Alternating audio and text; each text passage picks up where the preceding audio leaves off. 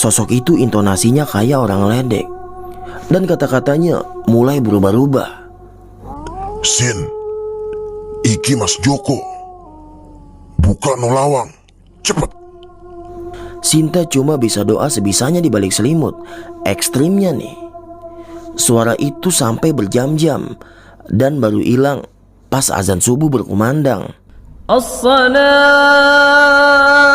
khairum minan naum.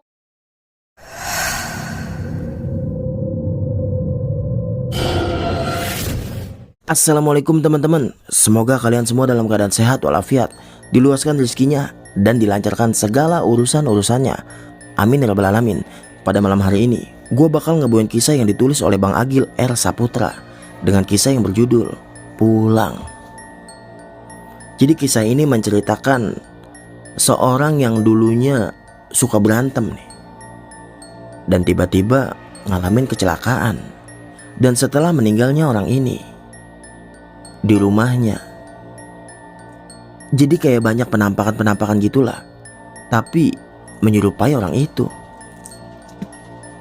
Oke, sebelum lanjut ke ceritanya, mari dukung channel ini dengan cara like, komen, dan subscribe agar kami lebih semangat membawakan cerita-cerita berikutnya.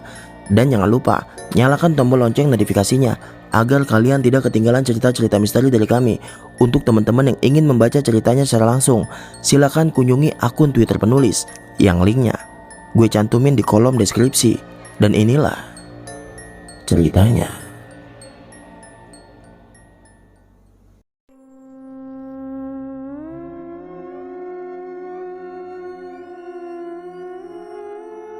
Sebut aja Sinta. Dia anak kedua dari 2 bersaudara. Kakaknya sebut aja Joko. Sama kayak kakak beradik pada umumnya nih.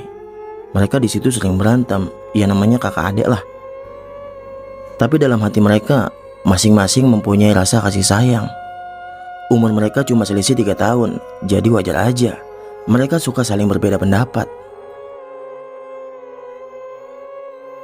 Bantul tahun 95, Joko dikeluarin dari SMA-nya karena dia berantem sama gurunya.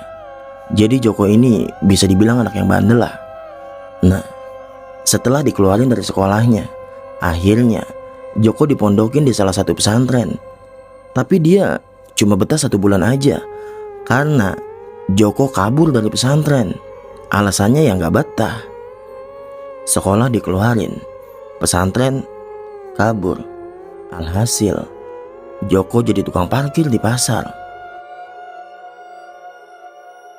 Nah, semenjak Joko mutusin jadi tukang parkir di pasar, kepribadian Joko jadi lebih dewasa. Joko jadi jarang berantem tuh sama adenya. Nggak cuman itu, uang dari hasil parkirnya nggak dia makan sendirian. Dia kerja jadi tulang punggung kedua setelah bapaknya. Tapi yang namanya manusia pasti punya sisi baik dan sisi buruk. Jadi walaupun Joko udah berubah jadi lebih dewasa nih, Joko masih punya tuh kebiasaan-kebiasaan buruk yang susah buat dihilangin. Joko masih suka mabok-mabokan. Ibunya sering marah kalau Joko pulang dalam keadaan masih mabok. Bantul tahun 96, ayah Joko waktu itu meninggal dunia. By the way, Joko ini anak yang paling dekat nih sama ayahnya, karena beliaulah orang yang paling sabar di rumah itu. Jadi walaupun Joko pulang malam dalam keadaan masih mabuk, ayahnya masih mau ngebukain pintu, ngobrol sama Joko. Sampai-sampai Joko sering ketiduran nih kalau lagi ngobrol sama ayahnya. Ayahnya Joko meninggal karena serangan jantung. Tentu ini ngebuat keluarganya benar-benar kaget. Jadi sehari sebelum ayahnya meninggal nih, Joko pulang ke rumah larut malam dalam keadaan mabuk. Ayahnya ngebukain pintu lah di situ. Joko langsung masuk ke dalam rumah, duduk sambil ngerokok di ruang tamu. Ayahnya di situ tiba-tiba bilang, "Nak, kurang-kurangin minumnya. Kasihan loh sama badanmu." Sambil ketus Joko cuma ngejawab, "Iya, ayahmu ini sudah tua. Nanti kalau aku sudah gak ada, cuma kamu yang akan diandalkan di rumah ini. Kasihan ibumu, sedih lihat kamu kayak gitu terus." Dan lagi-lagi Joko ngejawab dengan ketus, "Iya pak, udahlah, aku mau tidur." Dan bener aja, itu jadi obrolan terakhir antara Joko dengan ayahnya. Karena kira-kira pas subuh lah ayahnya meninggal dunia waktu beliau lagi jalan ke kamar mandi.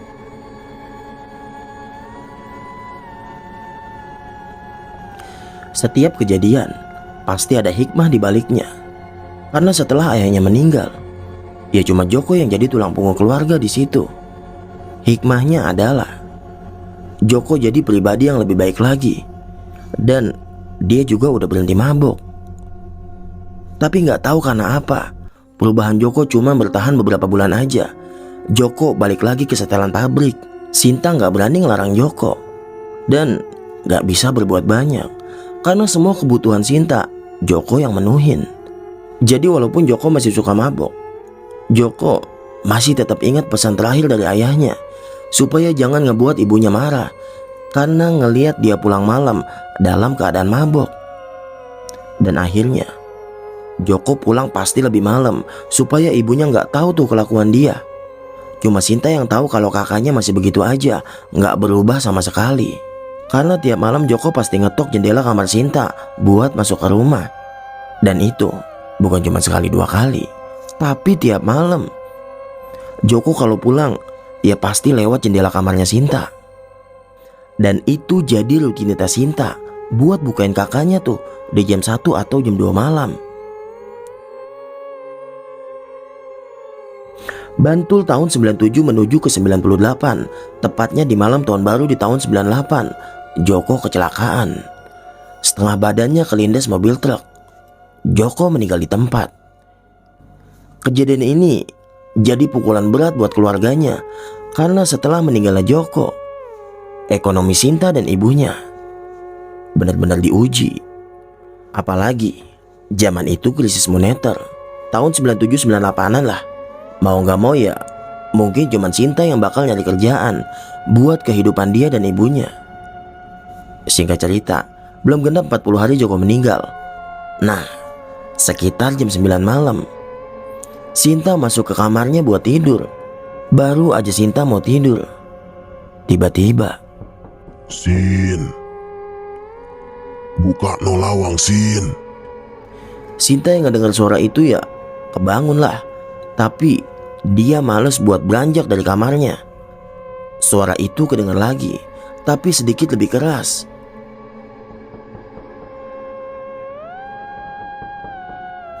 Sin, buka no lawang, Sin.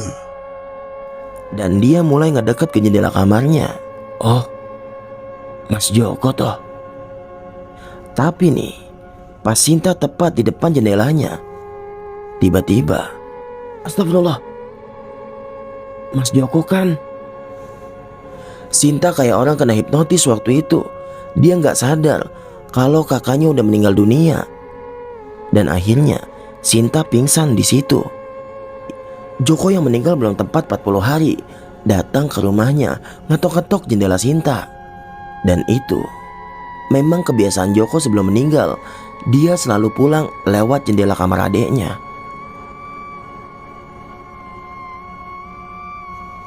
Besok paginya nih, Sinta dibangunin sama ibunya. Nah, ibunya bilang tuh di situ, "Ya Allah, Ndok, kamu kok tidur di depan pintu sih?"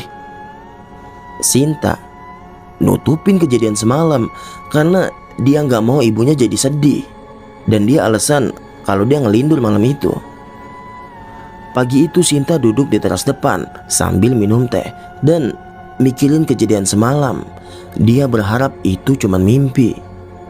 Singkat cerita, malamnya turun hujan benar-benar deras. Gak tahu apa yang dirasain Sinta waktu itu. Malam itu Sinta kayak gak punya rasa takut. Dalam hatinya dia bilang, dia bakal nungguin Joko kalau emang itu benar-benar Joko.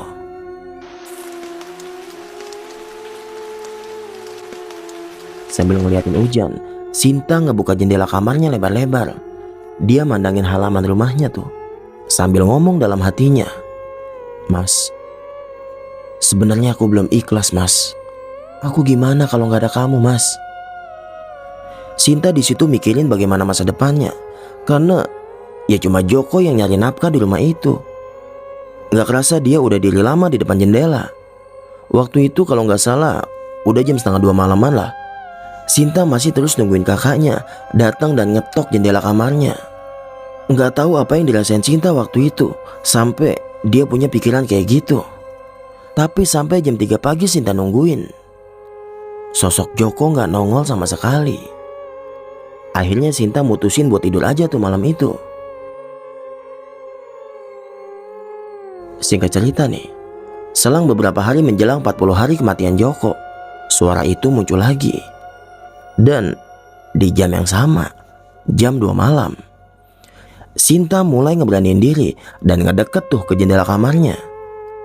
Suaranya makin jelas dan bener aja, itu emang bener-bener suara Joko. Nah, dari dalam kamar, Sinta ngeliat tuh di luar ada sosok bayangan hitam. Posturnya benar-benar mirip Joko.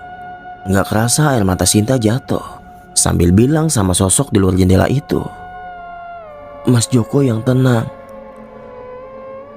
Aku dan ibu sudah ikhlas kok." Nah, abis Sinta bilang kayak gitu ke sosok itu, tiba-tiba sosok itu pelan-pelan hilang begitu aja. Sinta seketika lunglai sambil nangis karena hati kecilnya sebenarnya dia belum benar-benar ikhlas. 40 hari kematian Joko udah lewat. Suara ketukan itu juga udah gak kedengar lagi. Tapi ada yang lebih penting lagi sebenarnya dari sekedar ketukan suara di jendelanya. Ekonomi Sinta dan ibunya semakin hari semakin memburuk. Sekarang buat makan aja susah. Dan itu juga salah satu yang ngebuat Sinta belum ikhlas atas kematian kakaknya. Singkat cerita, Sinta baru aja lulus SMA dan langsung kerja jadi buruh pabrik. Tapi Sinta kerja gak lama. Puncaknya di tahun 99 karena dampak dari krisis moneter. Akhirnya Sinta di PHK. Mau gak mau Sinta kerja serabutan buat menuhin kebutuhan dia dan ibunya. Dan kita semua udah tahu lah, yang namanya kerja serabutan pasti pendapatannya gak tentu. Kondisi yang benar-benar berat yang harus Sinta hadepin. Apalagi umur dia waktu itu masih belasan tahun. Setelah sekian lama suara ketukan jendela di kamar Sinta itu hilang. Gak tahu kenapa sekarang muncul lagi. Waktu itu Sinta lagi ngelebahin badannya di kamar. Tiba-tiba dia ngedengar, Sinta, buka no lawang. Sinta nolehlah ke arah jendela. Sosoknya benar-benar jelas. Tapi kali ini bukan Joko. Badannya tinggi besar, kulitnya hitam, matanya merah nyala. Sosok itu masih terus ngetok jendela kamar Sinta. Jari sosok makhluk itu gak beraturan sambil terus bilang bukain pintu ke Sinta. Dan makin lama suara ketokan itu makin cepat. Dan suara dari sosok itu juga makin besar. Dan itu bukan suara Joko. Sin, buka no lawang, Sin.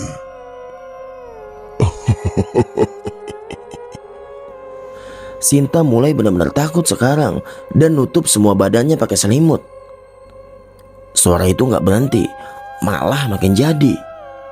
Sin, mbok buka no lawang to, Sin. Iki Mas Joko. Sosok itu intonasinya kayak orang ledek.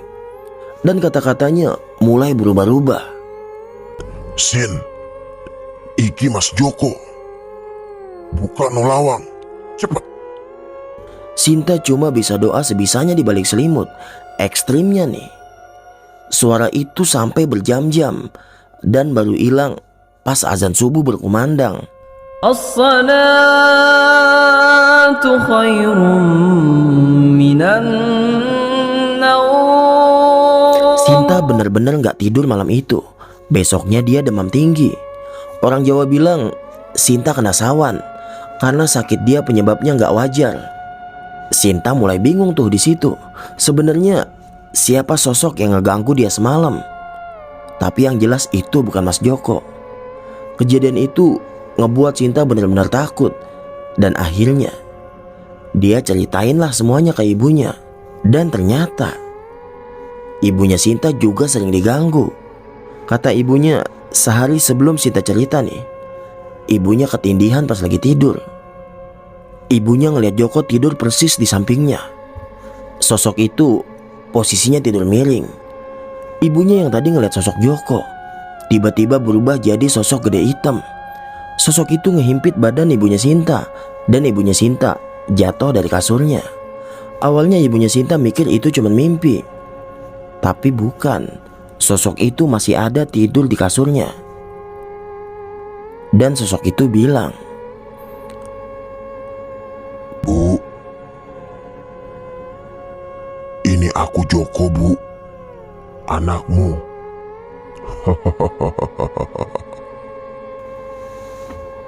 singkat cerita nih, karena mereka berdua udah benar-benar gak nyaman, akhirnya dia panggil lah orang pintar buat mastiin siapa sebenarnya sosok itu. Juga buat ngusir sosok yang terus ngeganggu Sinta dan ibunya. Nah, pas dukun itu datang ke rumah Sinta dan diceklah seluruh ruangan rumah Sinta. Dan benar, ternyata itu emang bukan Joko. Kalau kata dukun itu nih, itu adalah sosok parawangan atau sosok penjaga. Sinta sama ibunya nanya lah ke dukun itu, tujuannya untuk apa ya mbah Joko melihara gituan? Dukun itu bilang, fungsi makhluk ini ya untuk berantem. Cuma itu yang dijelasin sama dukun itu. Sebenarnya masuk akal juga kalau Joko punya hodam penjaga gitu. Karena emang kan Joko hidupnya di jalan. Dan emang dari dulu Joko seneng banget tuh sama yang namanya berantem. Jadi kata dukun itu, ketika orang punya parawangan dan si tuannya meninggal dunia, sosok itu gak akan kemana-mana. Dia bakal tetap ada sama orang yang paling dekat sama si pemilik. Dan dimulailah pemindahan sosok parawangan itu. Mediasi berjalan cukup alot karena sosok itu gak mau dipindahin. Dan sosok itu tetap pengen tinggal tuh di rumah itu. Tapi dukun itu tetap maksa kalau sosok itu harus pergi dari rumah Sinta. Dan akhirnya berantemlah sosok itu sama dukun itu. Jadi kata Sinta narasumber dari cerita ini, berantemnya gak pukul-pukulan kayak orang berantem. Sinta dan ibunya cuma ngelihat dukun itu cuma bersila. Dan tiba-tiba ambruk, ngeluarin darah dari hidungnya. Dukun itu kalah dan dia bilang sosok itu benar-benar kuat. Dia gak sanggup ngelawan parawangan itu. Akhirnya Sinta dan ibunya makin takut tuh di situ, sampai gak berani tidur di kamarnya masing-masing. Mereka berdua akhirnya tidur di kasur lantai di depan TV, tapi tetap diganggu sama sosok itu. Nah, ada kejadian di hari keempat selama mereka tidur di depan TV. Tiba-tiba TV nyala sendiri. Sinta kebangun di situ. Dia mikir kalau TV-nya emang dari tadi gak dimatiin. Pas Sinta bangun buat matiin TV, tiba-tiba, Sinta, Ibu, buka no lawang. Sinta nyoba buat bangunin ibunya. Tapi pas ibunya bangun, suara itu tiba-tiba hilang begitu aja. Sinta sama ibunya ngeliat ke arah pintu. Nah, pas dia berdua noleh, jadi kan gini nih, pas dia ngeliat ke arah pintu nih, pas noleh gini, tiba-tiba sosok itu udah ada di depan mereka berdua. Sosok hitam tinggi gede, matanya merah nyala. Jarak sosok itu dan mereka berdua cuma beberapa jengkal aja. Sinta dan ibunya cuma bisa diam, gak bisa ngapa-ngapain di situ. Sosok itu senyum menyeringai dan bilang, Kalau kalian mengizinkanku di sini, aku tidak akan mengganggu. Aku juga bisa menjadi makhluk baik. Sinta dan ibunya cuma bisa nganggukin kepala. Dan sosok itu tiba-tiba hilang begitu aja. Setelah semua kejadian itu nih, sosok itu udah gak pernah nampakin diri lagi. Intinya emang udah benar-benar gak keganggu lah. Tapi walaupun begitu, Sinta dan ibunya kayak ngerasa kalau sosok itu nggak kemana-mana. Sosok itu masih ada di rumah mereka. Tapi kata ibunya Sinta, asal nggak ngeganggu dan nggak nampakin diri. Yang gak jadi masalah. Bantul tahun 1998 sampai tahun 2000. Sinta. Oke teman-teman, itulah cerita yang bersumber dari Sinta. Dan sosok itu emang bukan sosok Joko, melainkan khodam yang dipelihara Joko. Oh ya, sedikit nih. Jadi menurut ajaran Islam, khodam itu dilarang ya teman-teman. Karena tempat kita bergantung, yang ngejaga kita cuman Allah. Allah tempat kita berlindung. Nggak ada kekuatan yang lebih kuat kecuali kekuatan Allah. Dan akhirnya gua Rizky izin pamit nih. Selamat malam, selamat istirahat. Wassalamualaikum warahmatullahi wabarakatuh.